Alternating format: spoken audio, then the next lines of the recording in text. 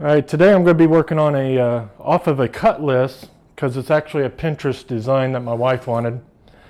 It's going to be a planter box, and I'm making it out of cedar.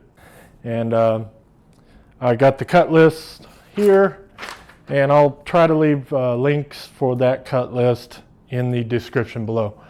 So let's get started. Okay, I got the first one marked out at 16 inches. And I need 16 of these 16-inch slats. 16 by 1 and 1 1/4 board. So I'll cut one,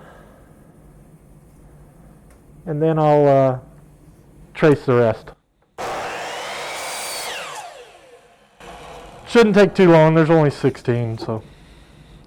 This is the longest piece of cut board that I got, so won't be too bad.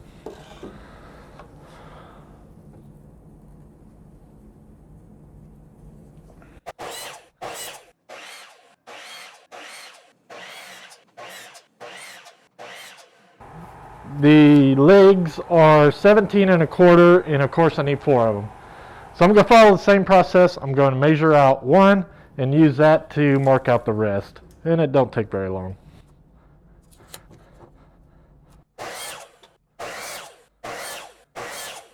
Alright, the next set of lumbers is 1 by 2. I need 8 of them at 14 1/2. Again, following the same process. Marked out one, then I'll use that one to mark out the rest.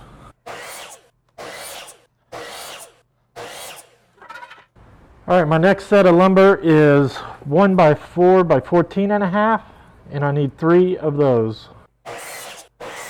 Now for the 1 by 6, I need 2 of them at 14 inches, 2 of them at 12 1/2 inches.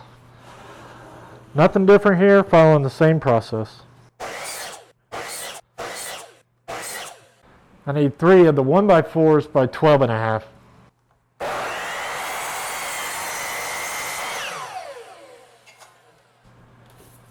Okay, I got most of my cut list done. The only thing left to do is the final trim piece, and those are cut at 45 degrees. I'm going to wait until I'm completely assembled before I cut those, just in case there's some inaccuracy that I want to make fit perfect. So I think I got all my pieces cut out, and what I need to do now is pretty much make 4 panels. Using 4 of the 16 pieces I cut first, putting those together, and then 2 of the 2 by 2 pieces, and making this little panel right here.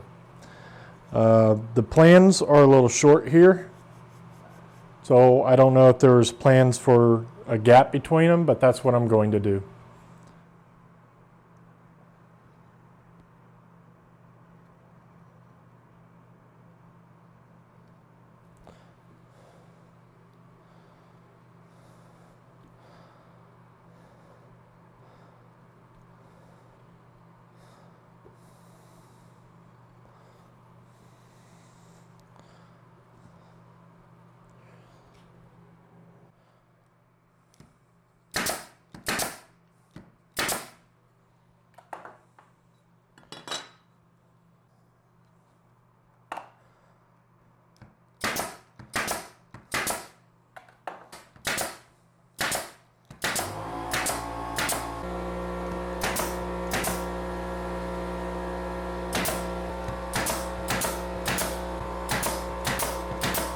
Okay, now that I got one panel done, I will repeat that process and make 3 more.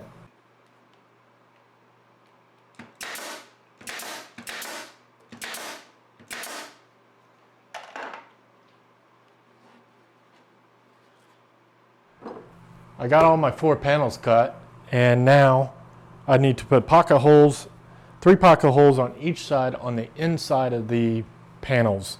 And this piece right here is the inside. So I'm going to use my Craig jig to accomplish this.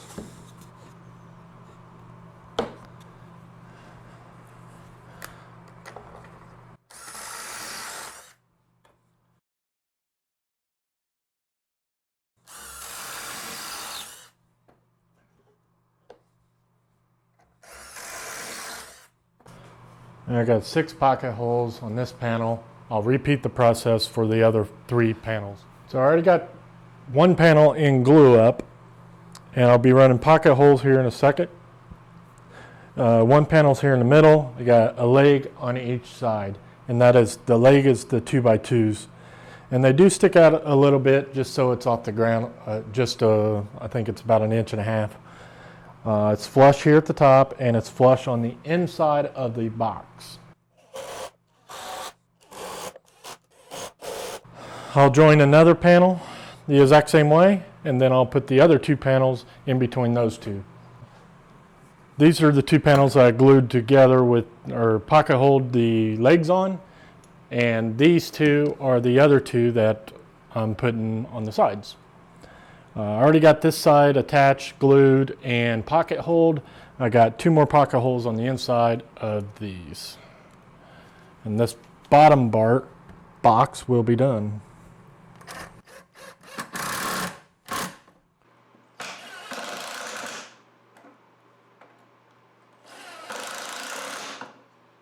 This box will be for the upper part of that assembly that I just got completed.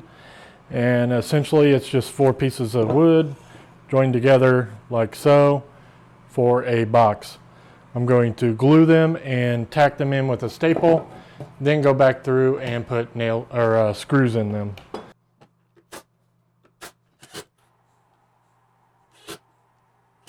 Box that I was building earlier, I'm putting the bottom in now. Again, the plans called for 3 1x4s. Again, I don't know why. So I'm taking a scrap piece and putting right in here and creating this, for the most part, a solid bottom. This might actually be easier this way so I can actually hold it.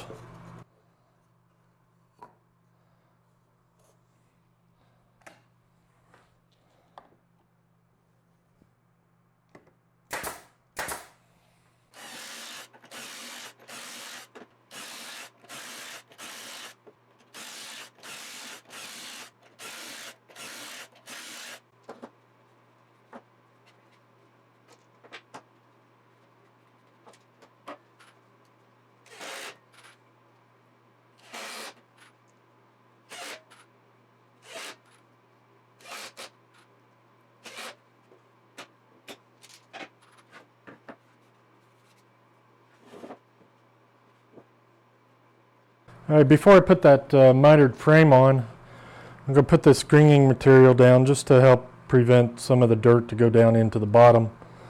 You'll see why here in a minute. I know what you're thinking, this is not landscape fabric, and you're right, it's not. It's actually screen door material. I don't have any landscape fabric on me, and I'm not making another trip to the store to get any. So this is what I'm going to use. All right, I already got most of these already drilled in. I'm using longer screws here because there's going to be a little bit of weight when you actually lift this up. And once it's all together, you'll see why I use longer screws here.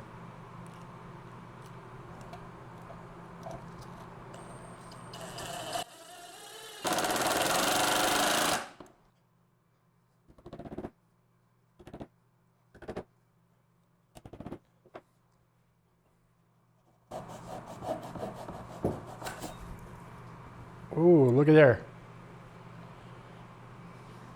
Safety note. Don't have your hand on the back of the saw. Ouch. Little bastard.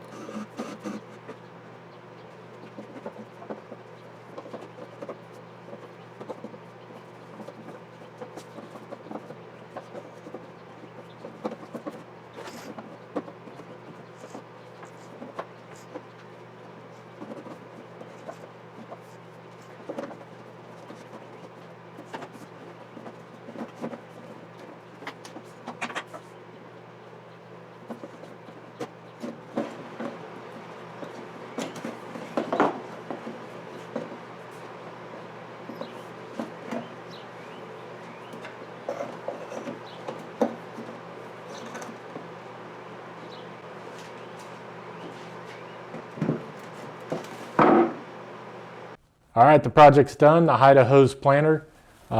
Inside the bottom box is where the hose goes. And there's plenty of room. I could probably fit another, couple coils anyway inside. In the planter, the top of the planter, of course you put your dirt, your flowers or whatever. Then if you want access to your hose, you can simply remove that and get access to your water hose. So I really like this project. I like the way it turned out. There's a 1.5 inch hole down here, I think it is. Maybe 2-inch hole, not sure. I just grabbed a hole saw and that's what the other end of the water hose comes out of. And you can make that as long as you want. As long as it reaches your spigot, you're good to go. The finish that I'll use on this will be teak and spar urethane. Izzy Swan did a mix of that and did a video on that a couple years ago. And I've used that finish on every outdoor project that I've ever done. And it works and holds up very well. So that's a teak and spar urethane mix. And I'll try to leave the link in the description so you can hear it right from Izzy. If you like this project, please like and subscribe. Don't forget to share this project. It helps me out a lot.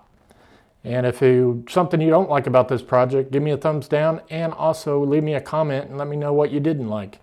And maybe I can change that in the future.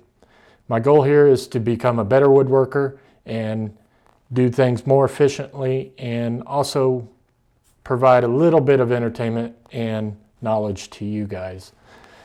So I can't do that without your comments. So leave those comments, give me a thumbs up, let me know what you think, and don't forget to subscribe. I'll see you next time.